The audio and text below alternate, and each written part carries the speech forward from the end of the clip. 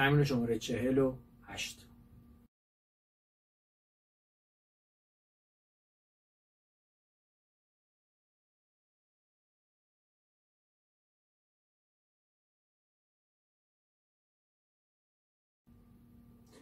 در ادامه تمرینات هنرستان سوم میرسیم به تمرین شماره 48. علامت فا سوری داریم. گام شور می. از می سیم اول شروع میکنیم به نواختن به سیم سوم، ببخشید انگشت اول به سیم اول که رسیدیم دست وارد پوزیشن چهارم میشه، بالای C1 گذاشته.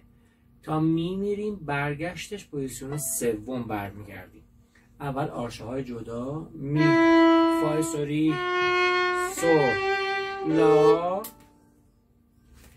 سی، دو، ره، می، فا سوری، سو، لا.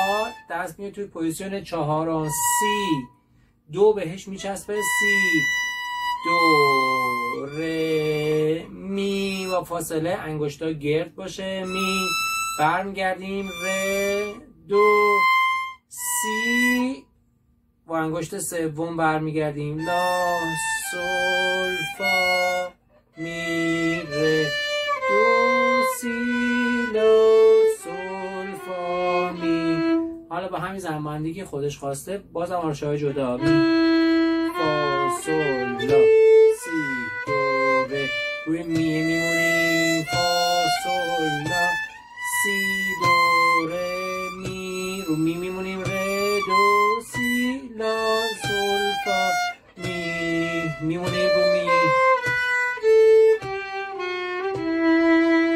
حالا با آرشه خودش، می، فا، سول، لا، سی، دو، ره، می، فا، سول، لا، سی، دو، ره، می، ره، دو، سی، سی، لا، سول، فا، می، ره، دو، سی، لا، سول، فا، می.